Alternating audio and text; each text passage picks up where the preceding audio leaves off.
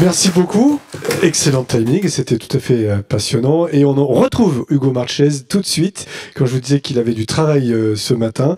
Alors cette fois, on va aller sur l'expérimentation de l'analyse vidéo péropératoire à l'hôpital Cochin. Normalement, ça devait être votre collègue qui devait parler, puis il a un petit empêchement, je vous laisse prendre la parole. Merci encore, oui, je remplace le docteur Tsedakis, Yanos Tsedakis, qui malheureusement a fait tout le travail, mais n'aura pas le mérite de le présenter, et il en était désolé. Il y a la première diapo qui a sauté. Donc, le but de la présentation, il l'aurait fait beaucoup mieux que moi, mais j'essaie d'être à la hauteur, c'est de parler de l'expérimentation qui est en cours à Cochin sur l'analyse de vidéos péropératoires. C'est un dispositif qui a été mis en place. On a un nouveau bloc opératoire depuis mai, et on attaque les expérimentations là-dessus. On aura compris.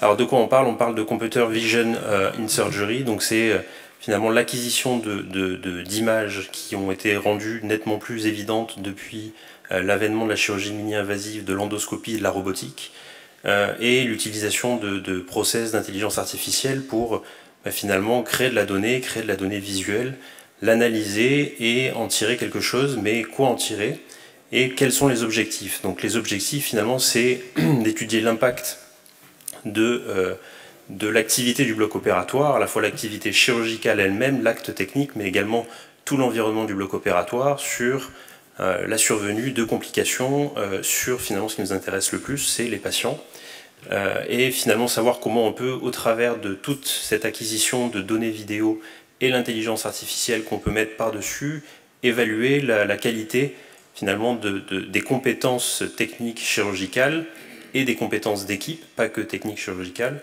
à la fois sur l'évaluation de la performance technique d'opérabilité et d'opération, mais également la création d'un feedback, c'est-à-dire d'avoir un retour soit a posteriori, soit en live, et l'amélioration finalement, et l'amélioration de la technique chirurgicale et de la chirurgie elle-même et des résultats de la chirurgie, qui est un peu l'objectif qu'on a globalement en chirurgie, avec effectivement, bon là, on a une vision du bloc opératoire et une vision péropératoire en même temps, et donc on a une possibilité d'analyser les deux facteurs en même temps. L'objectif évidemment c'est de passer du système dans lequel on est actuellement, c'est d'un système amateur.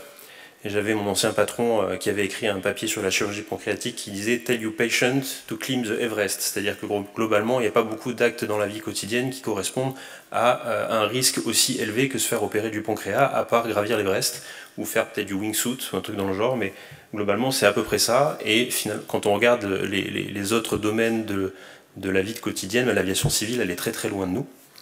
Et donc on est dans un système dit amateur, pratique d'artiste. Mon ancien patron aurait été ravi de ça aussi, parce que c'était un vrai artiste, mais on peut essayer d'évoluer vers quelque chose de plus sûr.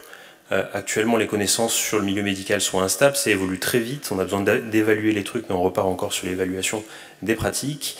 Il y a des variations inter- et intra-individuelles qui font qu'on est dans un modèle plutôt artisanal. L'objectif c'est de rejoindre les progrès qu'ont fait l'aviation civile. La grosse différence, on le dit toujours, c'est que entre la chirurgie et l'aviation civile, ce qui a probablement dû les motiver un peu plus que nous, c'est qu'eux ils sont dans l'avion, donc ils avaient vraiment intérêt à s'améliorer.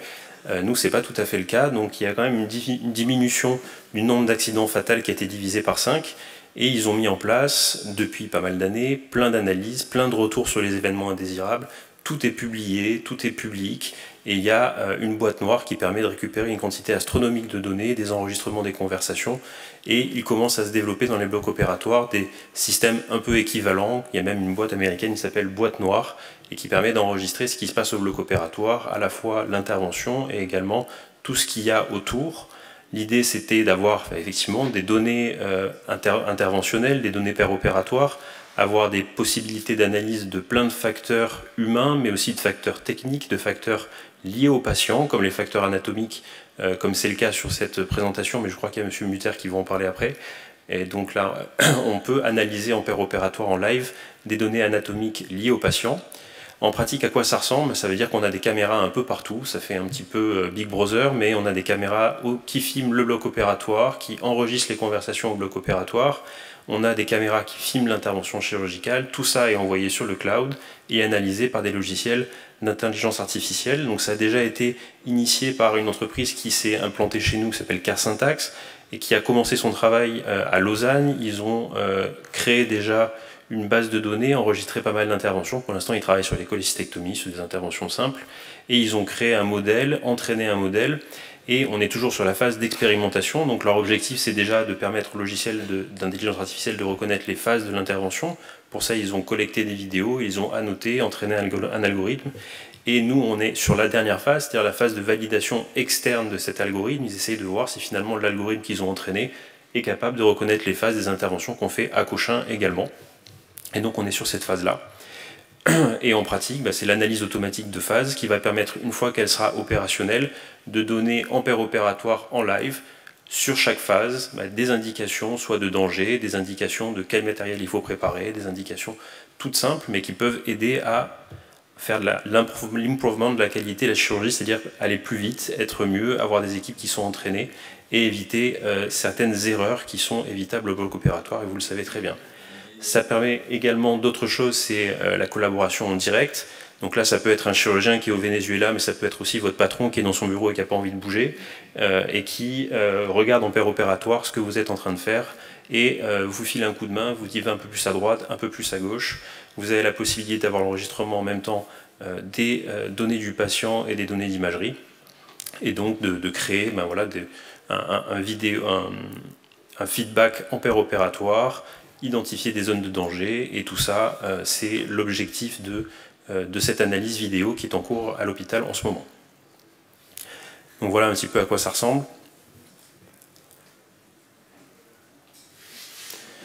Donc là, il va détecter la phase de juste la mise en place des clips sur le canal cystique, donc c'est une cholécystectomie encore une fois.